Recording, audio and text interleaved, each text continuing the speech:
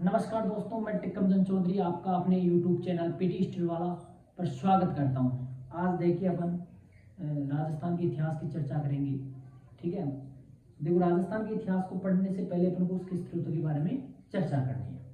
ठीक है, तो मैं जैसे जैसे पॉइंट लिखता हूँ वैसे वैसे आपको लिखना है। राजस्थान के इतिहास के स्रोत। देखो इतिहास एक ऐसा विषय है जिसको बिना स्रोतों के नहीं पढ़ा जा सकता। ठीक है जी, इतिहास को बिना स्रोतों के नहीं पढ़ा जा सकता क्योंकि इतिहास का मुख्य आधार ही स्रोत है। ठीक है, और देखो राजस्थान के इतिहास के स्रोत को अपन दो भागों में डिवाइड कर सकते हैं। ये सबसे इंपॉर्टेंट चीज है, वो इतिहास के स्रोत। देखो भारतीय संदर्भ में जब भी आप पढ़ोगे तो आपको एक और पार्ट करना पड़ेगा। 3 पार्ट में पढ़ते हैं अपन, यहाँ पर पढ़ेंगे। एक तो पुरातात्विक स्रोत,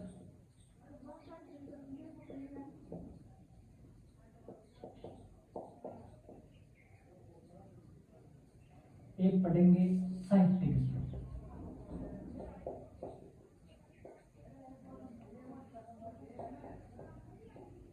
अब यहाँ पर पुरातात्विक स्रोत तो क्या है और साहित्यिक स्रोत क्या है, ये काफी इंपॉर्टेंट चीज है। ठीक है, पुरातात्विक स्रोत देखो ये भी स्रोत है,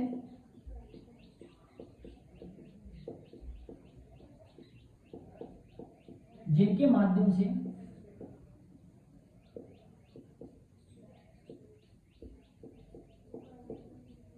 हमें अतीत की जानकारी प्राप्त हो।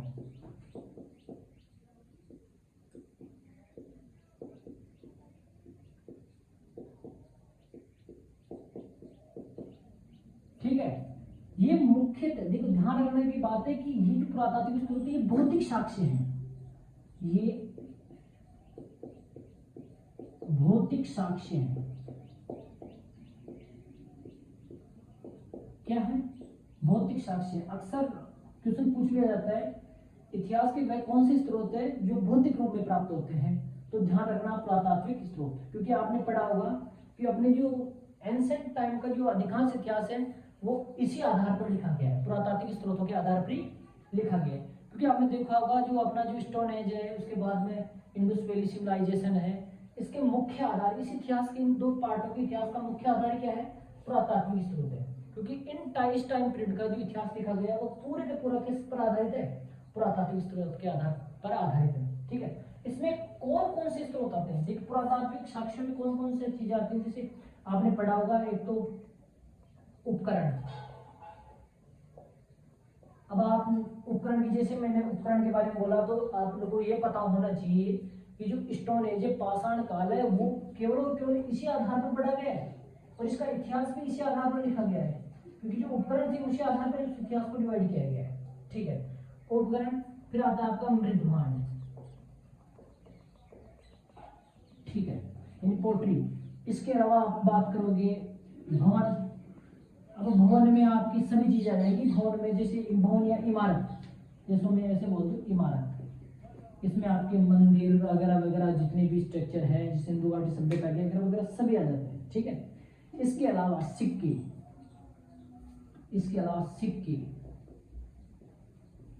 अभिलेख। अब यहाँ पर मैंने अभिलेख लिखा है, तो अभिलेख का मतलब है कि इसमें वह सभी शिलालेख, स्तंभ लेख, गुफा लेख, ताम्रपत्र सभी चीजें आएंगी। ठीक है, ये तो थे आपके पुरातात्विक स्रोत। ये आपको ध्यान होना चाहिए, पुरातात्विक स्रोतों का अध्ययन करने वाला, इनको संरक्षण या इनको इकट्ठा करने वाला विद्वान पुरातात्विकता कहलाता है। क्या कहलाता है? पुरातात्विकता। क्या कहलाता है? आर्कियोलॉजिस्ट कहलाता है। ठीक है, अब बात करते हैं अपन किसकी? साहित्यिक स्रोत। जो आपके साहित्यिक स्रोत है, ये देखो ये भी स्रोत है।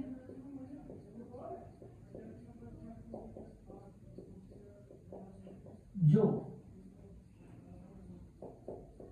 लिखित रचनाओं के रूप में प्राप्त हुए हैं।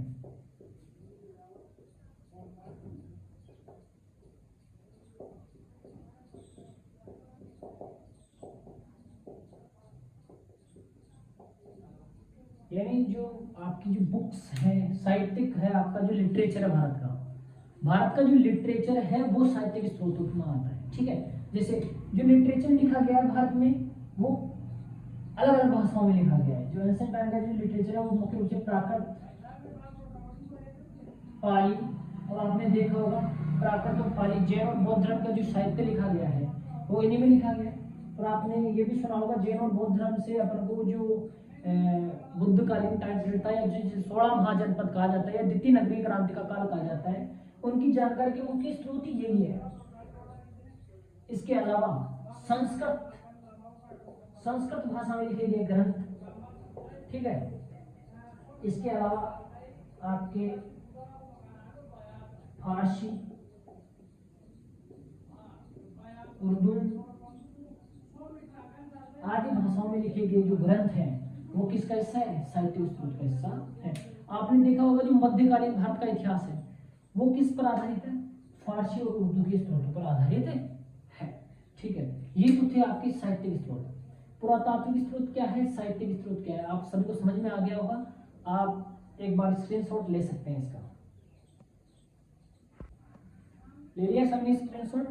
अच्छी तरीके से इसको स्क्रीनशॉट लेकर आप या पॉज करके आराम से इसको अपने फेर या फेर कार्य में उतार लेना, ठीक है।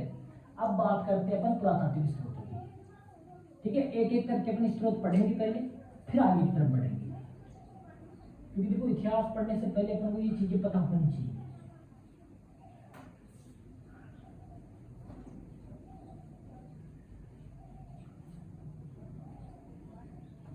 अब बात आती है पुरातात्विक।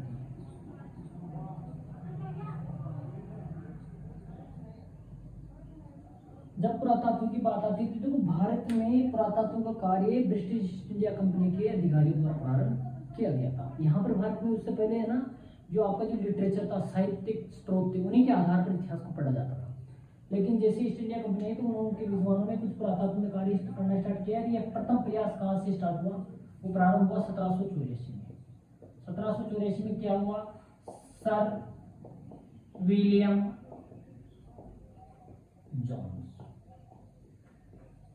जोन्स ने क्या किया? 1784 में एशियाटिक सोसाइटी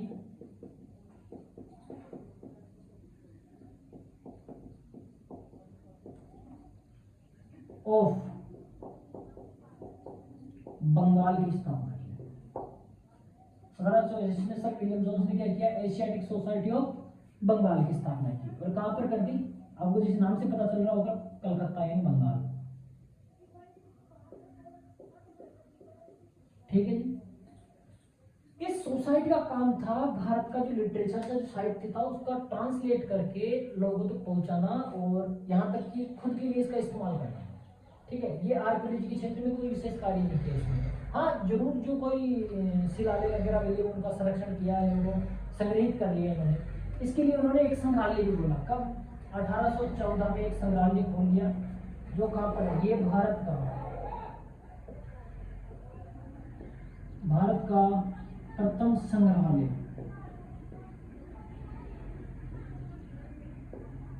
कहां पर खोला गया? ये बंगाल कलकत्ता में, ठीक है। भारत का प्रथम संग्रहालय खोल दिया एशियाटिक सोसाइटी ऑफ बंगाल। इसके बाद में ये पहली संस्था थी जिसने क्या किया? भारत के इतिहास को संकलित करने का या उसको इकट्ठा करने का प्रयास करना स्टार्ट किया, ठीक है। इसके बाद में आती है दूसरी संस्था भारतीय पुरातत्व विभाग, ठीक है। इसको एक बार उतार लेना।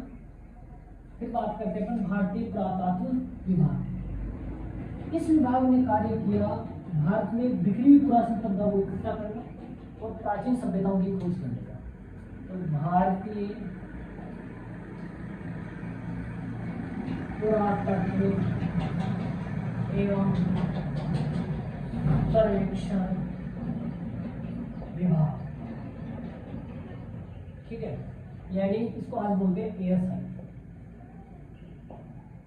ठीक है। इसकी स्थापना की गई 1861। मुख्यालय अभी वर्तमान में जनपद नगर नई दिल्ली, ठीक है। संस्थापक कौन था इसका? Sir Alexander Cunningham. कौन थे? सर अलेक्जेंडर कनिंघम थे। ठीक है, सर अलेक्जेंडर कनिंघम, इनकी हेल्प की लॉर्ड कैनिंग, तत्कालीन गवर्नर जनरल, जिस समय इस विभाग की स्थापना की, भारतीय पुरातत्व सर्वेक्षण विभाग की स्थापना की गई, तब भारत के तत्कालीन governor general Lord Canning, Lord Canning ने क्या किया? अलेक्जेंडर कनिंघम को इस पुरातत्व विभाग के सर्वेक्षण विभाग के स्थापना में सहायता की। ठीक है, अब देखिए इसी कारण सर अलेक्जेंडर कनिंघम को भारतीय पुरातत्व का जनक या पिता कहते हैं। क्या कहते हैं? भारतीय पुरातत्व का जनक किसे कहा जाता है? सर अलेक्जेंडर कनिंघम को कहा जाता है। क्यों कहा जाता है? ये आपको पता होगा कि इसने भारतीय पुरातत्व सर्वेक्षण विभाग की नींव रखी, और कब रखी? 1861 में रखी। यहाँ ध्यान रखने की बात है कि जो अलेक्जेंडर कनिंघम था, ये मूल रूप से मुद्रा शास्त्री था। क्या था? मुद्रा शास्त्री, यानी कहने का मतलब इसको मुद्राओं का अध्ययन करने में बड़ी रुचि थी। तो ये मुद्राओं की खोज करता, तो ऐसे में इसको जब इंस्क्रिप्शंस मिले, शिलालेख मिले, बहुत सारे शिलालेख की खोज की, यहाँ तक कि आपके जो स्तूप है उन पर भी इसने बहुत अध्ययन किया है। बेलसा स्तूप है, सांची का स्तूप है, इस पर बहुत अध्ययन किया सर अलेक्जेंडर कनिंघम ने, और इनके कुछ ग्रंथ प्रकाशित हुए इसी से संबंधित।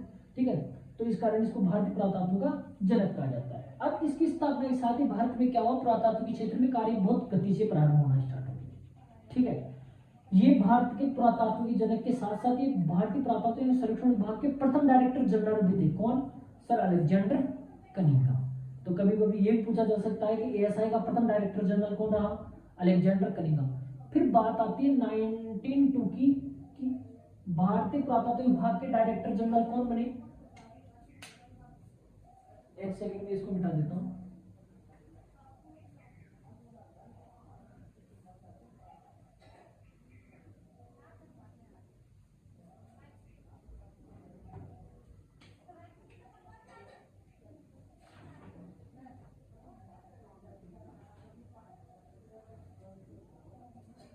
उन्नीस सौ दो में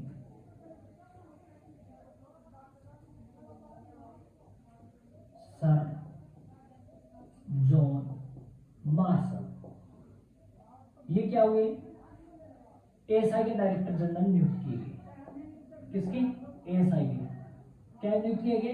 डायरेक्टर जनरल। कब? 1902 में। तो इन्होंने क्या किया? इस विभाग का पुनर्गठन किया। एएसआई का पुनर्गठन,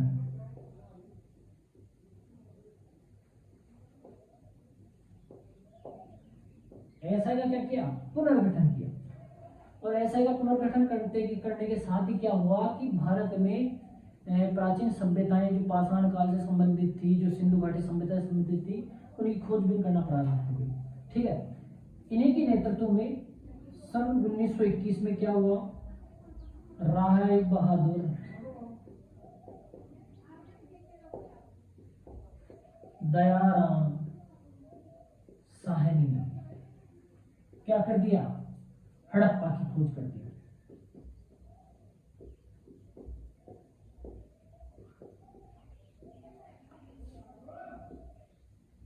1922 में क्या हुआ? राखेल दास बनर्जी, इन्होंने क्या किया? मोहनजोदड़ो की खोज की।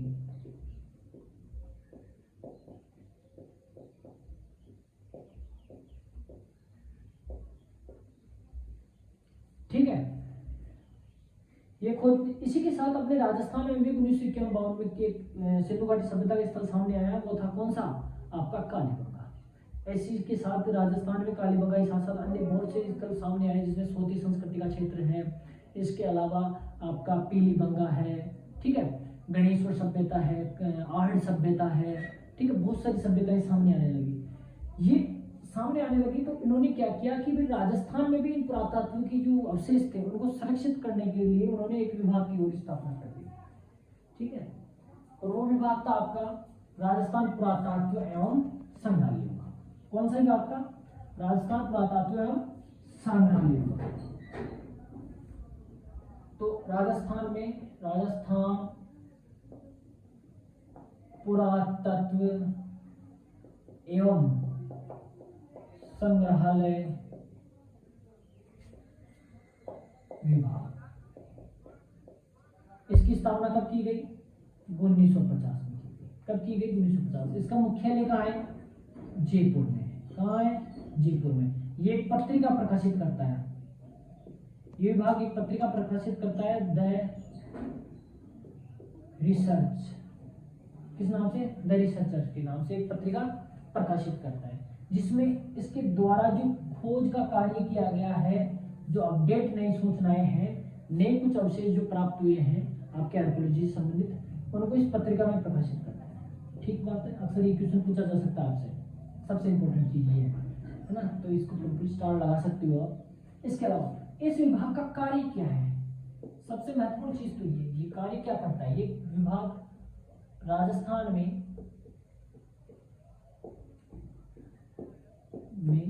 बिखरी हुई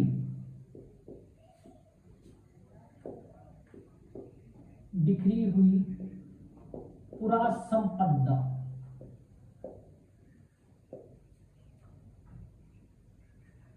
इमारतों व प्राचीन स्मारकों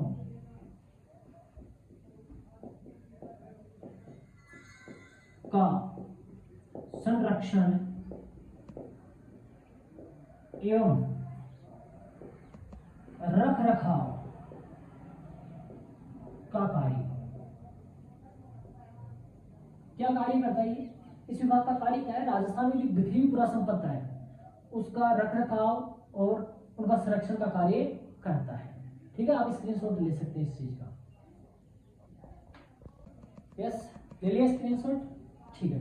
यहाँ पे एक चीज आप ये भी नोट कर लेना कि इस विभाग ने अभी तक 222 स्मारकों को संरक्षित घोषित किया है। 222 स्मारकों का संरक्षण कर रहा है, संरक्षण या रख रखाव कर रहा है। कितनी स्मारकों का? 222 स्मारकों का। ठीक है, यस, आगे देखते हैं। सभी ने स्क्रीनशॉट ले लिए थे उस चीज का। भाई 222 स्मारकों का संरक्षण भी किया जाता है। ठीक है, अब देखो अपन बात करते हैं राजस्थान में पुरातत्व का कार्य कब स्टार्ट हुआ। तो ध्यान रखना, ये सबसे महत्वपूर्ण लाइन है आपके लिए। राजस्थान में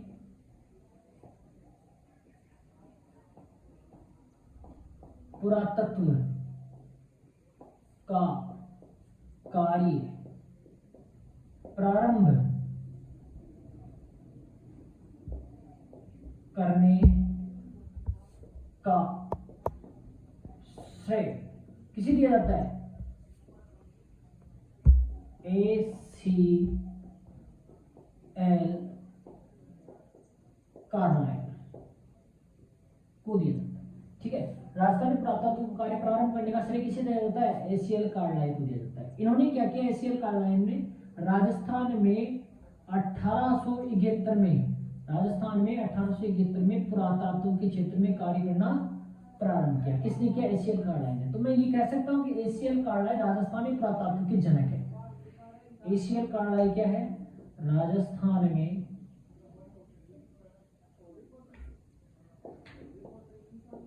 पुरातत्व के जनक, क्योंकि इन्होंने ही सबसे पहले राजस्थान में पुरातत्व के क्षेत्र में कार्य करना प्रारंभ किया। ठीक बात है। अब बात आती है राजस्थान की, तो ये थी। अब बात आती है, अपन सबसे पहले पढ़ेंगे अभिलेखों के बारे में। किसके बारे में? अभिलेखों के बारे में। ये बहुत इंपॉर्टेंट लाइन है, इसको ध्यान से देख लेना। राजस्थान में पुरातत्व का कार्य प्रारंभ करने का श्रेय किस विद्वान को दिया जाता है? तो ACL कार्लाइल को दिया जाता है। ACL कार्लाइल ने ये कार्य कब स्टार्ट किया? 1831 ईस्वी में स्टार्ट किया। इस कारण इसे राजस्थान में पुरातत्व का जनक कहा जाता है। भारत में पुरातत्व का कार्य प्रारंभ करने का श्रेय किसे दिया जाता है? Sir Alexander Cunningham. इसलिए उनको क्या कहा जाता है? पुरातत्व का जनक कहा जाता है। उन्होंने क्या किया? सबसे महत्वपूर्ण कार्य था उनका कि उन्होंने पुरातत्व विभाग की स्थापना की। ठीक है, अब बात आती है अपने आगे अभिलेखों की। सबसे पहले पढ़ेंगे अपन अभिलेख। जो पुरातात्विक सोर्स है ना, वो सबसे पहले पढ़ेंगे अपन, फिर आपके साहित्यिक स्रोत उसके बाद में पढ़ेंगे। तो पुरातात्विक सोर्स में सबसे पहले अपन क्या पढ़ेंगे? अभिलेखों के बारे में चर्चा करेंगे। ठीक है। अभिलेख होते क्या है? अभिलेख किसी भी पत्थर, धातु, मृदभांड,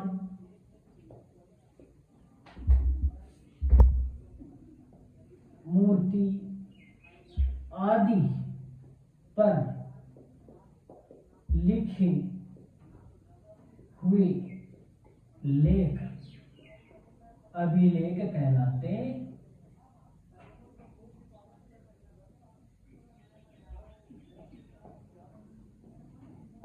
क्या कहलाते हैं? इंस्क्रिप्शंस कहलाते हैं। यानी अभिलेख किसी भी पत्थर पर खुदा हो सकता है, किसी भी धातु के पर खुदा हो सकता है, मृदभांडों पर खुदा हो सकता है, मूर्तियों पर भी खुदा हो सकता है, या कोई भी जो वस्तु है जिस पर खुदावा मिले, तो ऐसे लिखे हुए लेख को क्या कहेंगे? अपन अभिलेख कहते हैं। जैसे पत्थर पर खुदे लेख है तो उनको अपन क्या कह देंगे? शिलालेख। शिला का मतलब चट्टान, तो चट्टान पर खुदे हुए लेख क्या कहलाएंगे? शिलालेख कहलाएंगे। धातु, जैसे धातु पर, जैसे आपके तांबर धातु पर खुदा हुआ कोई लेख है, तांबर धातु, तो उसको क्या कह देंगे अपन? तांबर पत्थर कह देंगे। क्या कह देंगे? तांबर पत्थर कह देंगे। मृदभांडों पर भी लेख मिलते हैं, ठीक है। कुछ भी अगर मूर्ति कला पर आपको दे, अपन जैसे एंशिएंट मेडिवल एंशिएंट टाइम में जब पढ़ेंगे ना मूर्ति कला के बारे में, तो उस पर आपको पता चलेगा कि मूर्तियों के नीचे भी कुछ लेख लिखे हुए मिले, ठीक है। अब बात करते हैं अपन अभिलेखों में, सबसे पहले किसकी? शिलालेखों। अभिलेखों में अभिलेख शिलालेख की बात करते पहले एक बार ये देख लेते राजस्थान के संदर्भ में अभिलेख क्या है। तो राजस्थान के अभिलेखों की प्राचीन भाषा कौन सी थी? कौन सी थी बेटा जी? संस्कृत। यानी कहने का मतलब राजस्थान की जो अभिलेख मिले हैं, जो प्राचीन राजस्थान में जितने भी सबसे प्राचीन जो अभिलेख मिला है, ठीक है, वो ब्राह्मी लिपि में है और संस्कृत भाषा में है, ठीक है। तो राजस्थान में जितने भी अभिलेख लिखे हैं वो कौन सी भाषा में लिखे गए? संस्कृत भाषा में। प्राचीन, सबसे प्राचीन अभिलेख किस भाषा में प्राप्त हुए? संस्कृत भाषा में प्राप्त हुए, ठीक है। लेकिन राजस्थान में जो मध्यकालीन राजस्थान है,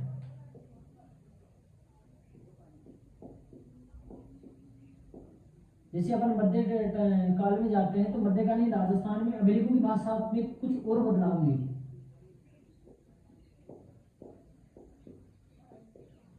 इस समय अभिलेखों की भाषा तो देखो संस्कृत तो थी क्योंकि संस्कृत यहाँ की मूल भाषा थी। इसके अलावा जो विदेशी आ गए यहाँ पर, तो फिर कौन सी हो गई? संस्कृत के बाद में आपकी उर्दू हो गई, फारसी हो गई, और एक नई भाषा और अस्तित्व में जो राजस्थानियों द्वारा इस्तेमाल की जाती थी, राजस्थानी।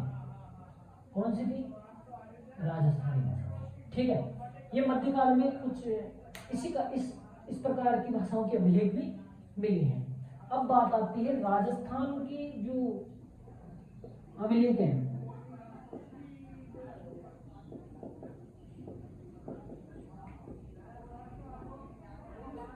उनकी लिपि कौन सी थी? महाजनी। कौन सी लिपि इस्तेमाल की गई थी? महाजनी। लेकिन राजस्थान में कुछ विशेष अभिलेखों में, राजस्थान के कुछ विशेष अभिलेखों में, कुछ विशेष अभिलेखों में, कुछ राजस्थान में कुछ अभिलेखों में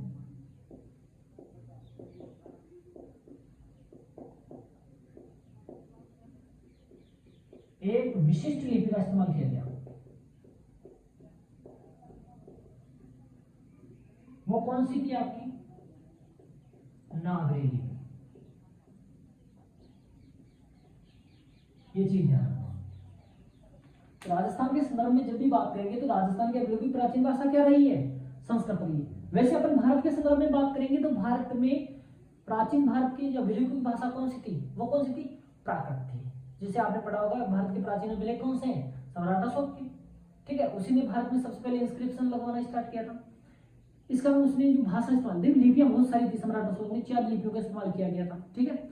ब्राह्मी, खरोष्टी, अरेमेक और यूनानी लिपियों का इस्तेमाल किया। लेकिन भाषा में सबसे ज्यादा भाषा इस्तेमाल कौन सी की गई थी? प्राकृत भाषा इस्तेमाल की गई थी। जिससे वो उस समय की जो कि आम जनता की बोलचाल की भाषा थी, ठीक है। क्योंकि जो सम्राट अशोक ने जो अभिलेख लिखवाई, उनका उद्देश्य क्या था, लोगों में नैतिकता का प्रचार करना। क्या करना, नैतिकता का प्रचार करना। जो बौद्ध धर्म के उपदेश थे, जो बौद्ध धर्म की जो नैतिक शिक्षाएं थी, उनका प्रचार करना। अब लोग उस शिक्षा को समझने के लिए केवल अपनी जो लोकल लैंग्वेज है उसी में समझ सकते थे, तो ऐसे में सम्राट अशोक ने लोकल लैंग्वेज का इस्तेमाल किया अभिलेखों में, ठीक है। ये सबसे इंपॉर्टेंट खास बात है अशोक के अभिलेखों की, ठीक बात है। यहाँ पर इस चीज को आप नोट कर लेना, ठीक है, स्क्रीनशॉट ले सकते हो। यस, ले लिया सभी इसका स्क्रीनशॉट। अब देखिए स्क्रीनशॉट, यहाँ एक चीज ये ध्यान रख लेना, जो शैली थी इनकी वो गद्य और पद्य में है। अब इतना सीख तो आप जानते होंगे गद्य क्या होता है, पद्य क्या होता है। गद्य यानी गद्यांश, यानी आपका पैरा होता है, और पद्य श्लोक के रूप में होता है, जैसे हमने संस्कृत में श्लोक पढ़े होंगे, ठीक है, चौपाइयां पढ़ी होगी हिंदी में, कुछ वैसे होता है, ठीक है। तो ये तो थे राजस्थान के अभिलेखों के बारे में। अब मैं बात कर लेता हूँ थोड़ा सा, जब अभिलेख पढ़ रहे हैं तो थोड़ा सा अपन भारत के अभिलेखों की चर्चा करेंगे, ज्यादा नहीं करेंगे, थोड़ा बहुत। अरे भारत के अभिलेखों की चर्चा करेंगे ना, तो अपन थोड़ा ये देख लेंगे कि भारत की जो अभिलेख थे वो सबसे पहले किसने खुदवाए, या भारत के बारे में किस अभिलेख में सबसे पहले जानकारी मिलती है, अभिलेख साक्ष्य कहाँ से मिले हैं, भारत का पहला संस्कृत अभिलेख कौन सा है, कुछ थोड़ा बहुत यहाँ से कुछ अपन सीख लेते हैं, ठीक है। अब देखिए जब भी भारत की बात करता हूं, देखो पहली बात तो अभिलेखों का अध्ययन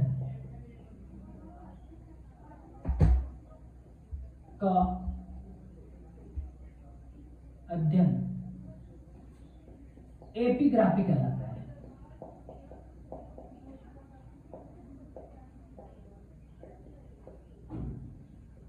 अभिलेखों का अध्ययन क्या कहलाता है भाई, एपिग्राफी कहलाता है, ठीक है। आपको पता होगा सिक्कों का अध्ययन न्यूमिस्मेटिक्स कहलाता है, तो अभिलेखों का अध्ययन क्या कहलाता है, एपिग्राफी कहलाता है। भारत में सर्वप्रथम अभिलेख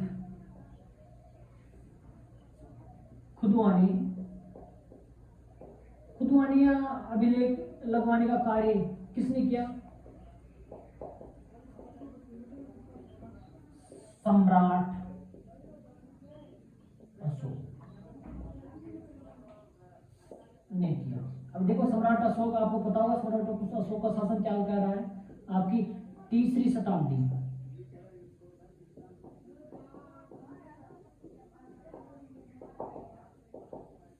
अब आप यहाँ पर ध्यान रखना, भारत में 2 ऐसे अभिलेख में मिले हैं जो 3री शताब्दी से पूर्व के हैं, वो उपवाद स्वरूप है। एक तो आपका मिला है पिपरहवा, या इसको पीपर हवा, ये कहां से मिला है, पीपर हुआ अभिलेख, शिलालेख, ये कहां से मिला है, उत्तर प्रदेश से। सबसे इंपॉर्टेंट चीज ये कि ये कब का है, ये आपका 487 ईसा पूर्व का है,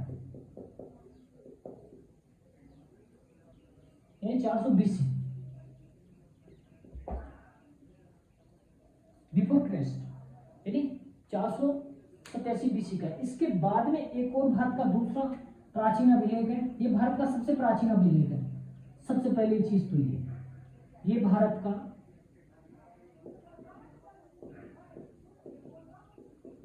सबसे प्राचीन शिलालेख या अभिलेख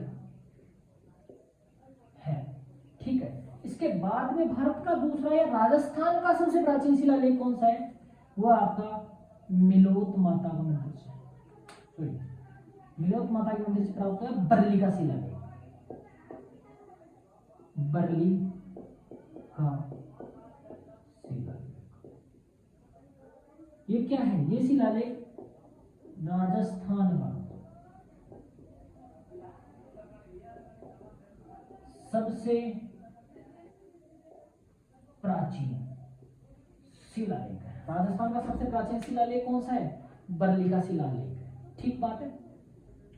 ये कुछ भारत के संदर्भ में है, ठीक है। सम्राट अशोक ने जो सबसे पहले अभिलेख लिखवाने का कार्य किया, लेकिन इससे पहले 2 इंस्क्रिप्शंस और मिल जाते हैं आपको, ठीक है। इस आधार पर हम कह सकते हैं कि भारत से सम्राट अशोक से पहले कुछ अभिलेख लिखे गए, लेकिन ये ध्यान रखना, ये कुछ जैसे स्तूप है ना, उसकी मूर्तियों पर कुछ ऐसी खदावा मिला है ना, क्योंकि जो बरली का शिलालेख में उसमें तो वीर निर्वाण संवत जो 87 का उल्लेख किया गया है, यानी कहने मतलब महावीर स्वामी के जन्म के निर्वाण निर्वाण मतलब मोक्ष प्राप्ति की 87 वर्ष बाद का है, कुछ ऐसा है। ठीक है, उसके बाद में अपन चर्चा करेंगे विस्तार से। ठीक है, यहाँ से आप एक चीज और नोट कर लेना, जो भारत का सबसे पहला संस्कृत अभिलेख, ये जो सम्राट अशोक के अभिलेख कौन सी भाषा में थे? प्राकृत में।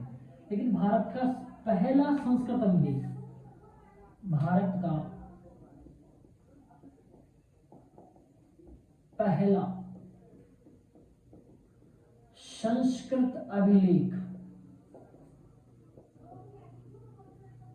शक शासक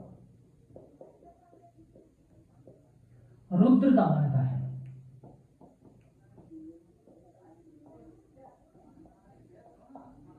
और आपको पता होगा गिरनार से मिला है, और गिरनार कहां पड़ता है? गुजरात। ठीक बात है, ये पहला भारत का संस्कृत अभिलेख है।